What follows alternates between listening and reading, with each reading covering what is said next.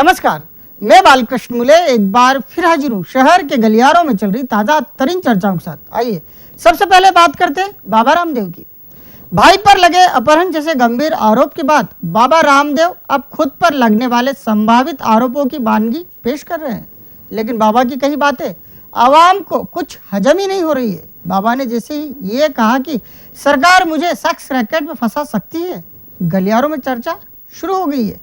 कहा जाने लगा है बाबा ये क्या कह रहे हैं, क्या बगैर किसी आधार, तथ्य और प्रमाण के ये भी संभव है?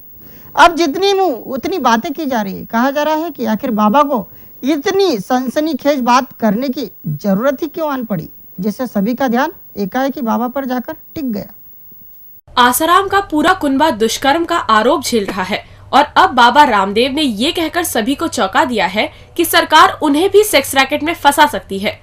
बाबा का ये कहा किसी के भी गले उतरने को तैयार नहीं है। योग गुरु के भ्राता पहले से अपहरण जैसे गंभीर मामले में फंस चुके हैं। ऐसे में बाबा खुद अपनी जुबान से इतनी बड़ी बात कैसे बोल सकते हैं? बस यही बात हर उस जहन में रह रहकर उठ रही है जो बाबा की योग विद्या का आदर और सम्मान करते हैं। शहर हो या गाँव, चारों दिशाओं के गलियारों में रहने वाले आसाराम के अनुयायी आसाराम के किए को ही अभी तक भुला नहीं पाए हैं। वो आसाराम के लिए आज भी भगवान से मिन्नतें करते हैं।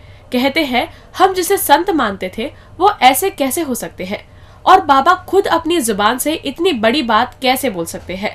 भारतीय संत परंपरा पर भरोसा जताने वाले तो यहाँ तक पूछ बैठते हैं कि क्या कोई सरकार अपने विरोधी बाबा को इतने घटिया इल्जाम में बगैर किसी तथ्यपरक सबूत के फंसा भी सकती है?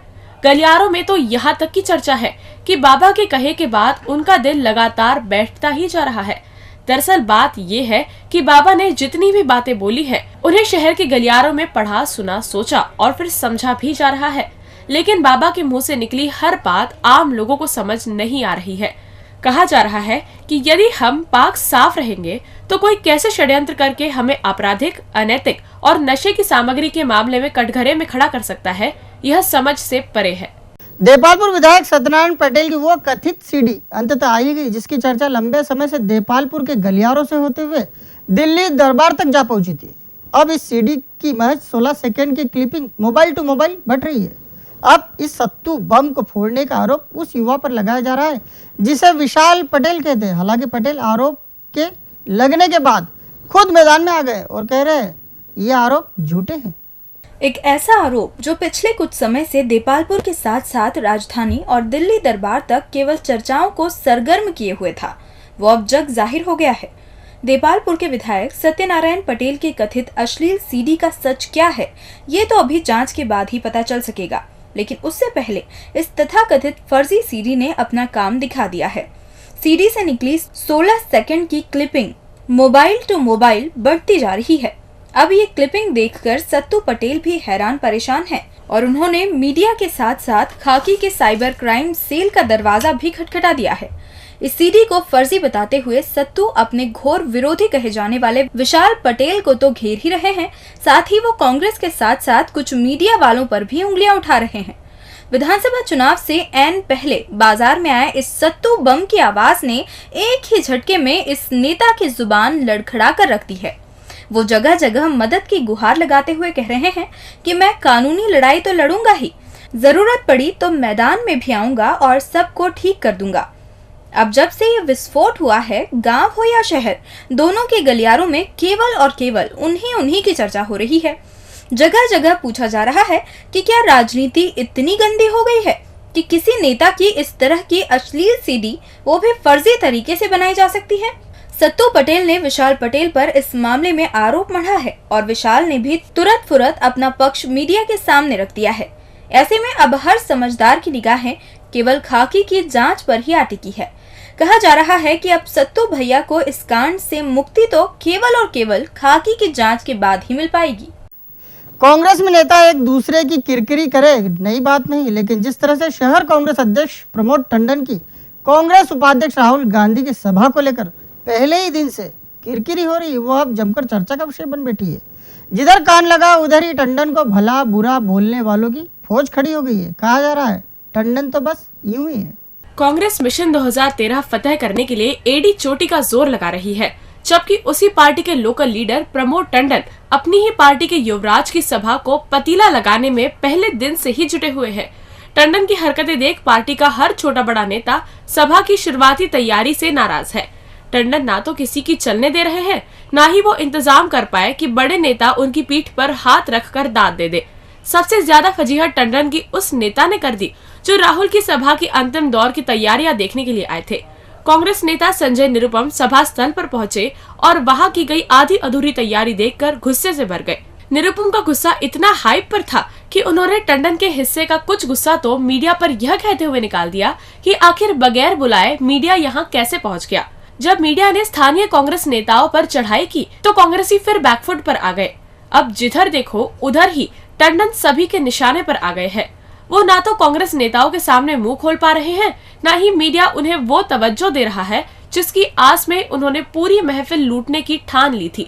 कांग्रेसी गलियारों में जो भी टंडन का नाम ले रहा है, बस उसके बाद बगैर रुके ही शुरू हो जाता है। ऐसे ऐसे शब्दों का इस्तेमाल कर बैठता है जो केवल गलियारों तक ही अच्छे लगते हैं। उनकी चर्चा करना किसी भी मंच पर शोभा नहीं देता। भाजपा अपने उम्मीदवारों की पहली सूची 29 अक्टूबर को जारी करेगी। ये बात जैसे ही पार्टी के राष्ट्रीय उपाध्यक्ष प्रभात झा के मुख से निकली, वैसे ही पूरी पार्टी की निगाह अब उस दिन पर जाकर टिक गई है जब पार्टी जिले की करीब आधा दर्जन सीटों पर अपने उम्मीदवार घोषित कर देगी। अब पार्टी कार्यालय के साथ साथ गांव हो या शहर, दोनों के ही गलियारों में बस 29 का इंतजार बड़ी बेसब्री से किया जा रहा है। भाजपा के राष्ट्रीय उपाध्यक्ष यानी बड़बोले प्रभात झा जब जब इंदौर आते हैं, वो पार्टी के भीतर चल रही कवायदों पर मुखरता से सवाल जवाब कर चले जाते हैं। इस बार झा आए और कुछ ऐसे मुद्दों पर अपनी बात कह गए जिन पर न तो आवाम का कोई ध्यान है, न ही उनके अपने दल की रजामंदी। फिलहाल जो भी चर्चा की जा रही है वो केवल और केवल टिकट बंटवारे को लेकर ही हो रही है। इसी चर्चा को झा ने भी अंजाम तक पहुंचा दिया है। झा का कहना है कि पार्टी अपने उम्मीदवारों की पहली सूची 29 अक्टूबर को जारी करेगी। खास बात तो यह है कि इस सूची में इंदौर जिले के ही करीब आधा दर्जन नाम पार्टी फाइनल कर घोषित भी कर देगी। इससे पहले चुनाव अभियान समिति का गठन और उसकी बैठकों में नामों पर सहमति जैसी कवायद को पूरा किया जाएगा और फिर इसी सूची को 27-28 तारीख को केंद्रीय चुनाव समिति के साथ भी भेज दिया जाएगा। इसके अगले ही दिन केंद्रीय समिति स्वविवेक से निर्णय लेकर पार्टी की पहली सूची जारी कर देगी। झा के मुख से निकली इस बात के बाद पार्टी कार्यालय के गलियारों में राहत महसूस की जा रही है। कहा जा रहा है कि अब कम से कम एक तारीख तो मिली जो मई कार्यक्रम के है। अब जब से झा के मुख से 29 अक्टूबर निकला है, तभी से हर जुबान चर्चाओं के बीच ये कहना नहीं भूलती, देख लेना 29 को हो जाएगा दूध का दूध और पानी का पानी। और अंत में बात करते हैं 2 नंबरी गलियारों की। मामला सूबे के मुखिया शिवराज सिंह चौहान के नागरिक अभिनंदन का हो या फिर जन आशीर्वाद यात्रा लेकर आ रहे शिव को चुनावी जन सहयोग निधि में 25 लाख भेंट किए जाने का, दोनों ही मामलों में विधानसभा क्षेत्र क्रमांक 2 कुछ अलग ही रंग दिखाता नजर आ रहा है। अब जो भी शिव के जन आशीर्वाद यात्रा की चर्चा कर रहा है वह इस भेंट की चर्चा जरूर कर रहा है। कह रहा है भाई वो 2 नंबर है, वहां की तुलना बाकी से नहीं किया करते। भाजपा हर काम को जन सहयोग से करने का दावा भरती है। भाजपा जन सहयोग से ही चुनाव लड़ती है और विकास में भी जन सहयोग ही लेती है। पार्टी और जन सहयोग का पुराना नाता है।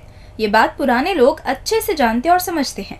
अब कांग्रेस उपाध्यक्ष राहुल गांधी की सभा के बीच बीजेपी ने अपने अपने झंडे डंडे बाहर निकालने की ठान ली है। कहीं नेता पत्रक बांट कर अपने अपने इलाके में माहौल तैयार कर रहे हैं, तो कोई जन आशीर्वाद यात्रा केवल उसके इलाके से गुजर जाए इसी तुकतान में लगा हुआ है। लेकिन जन आशीर्वाद यात्रा लेकर पहुंच रहे मुख्यमंत्री शिवराज सिंह चौहान को सबसे ज्यादा उम्मीद 1 नंबरी विधायक सुदर्शन गुप्ता और 2 नंबरी विधायक रमेश मेंदोला से है। मुखिया जी को विश्वास है कि दोनों ही जमीनी विधायक उनकी मंशा पर खरे उतरेंगे। मुख्यमंत्री के जन आशीर्वाद का वैसा ही समापन होगा जैसा उन्होंने मन में ठान रखा होगा। अब इसी बीच भाजपाई गलियारों में सबसे ज्यादा चर्चा उस भेंट को लेकर की जा रही है जो 2 नंबरी गलियारों से एकत्रित करने का काम धूमधाम से शुरू कर दिया गया है। जैसे ही ये खबर शहर के गलियारों में पहुंची कि 2 नंबर के विधायक मेंदोला पूरे 25 लाख की भेंट अपने सूबे के मुखिया जी को देंगे, भाजपाई कैंप में हलचल मच गई है। कुछ ने पार्टी कार्यालय में बैठे यहाँ तक कह डाला कि यदि ऐसा ही चुनावी जनसहयोग सभी विधायक एकत्रित कर लें तो फिर नगर भाजपा की तो समझो मुखिया जी के सामने बल्ले बल्ले ही हो जाए। वैसे ये राशि एक विधायक एकत्रित कर रहे हैं।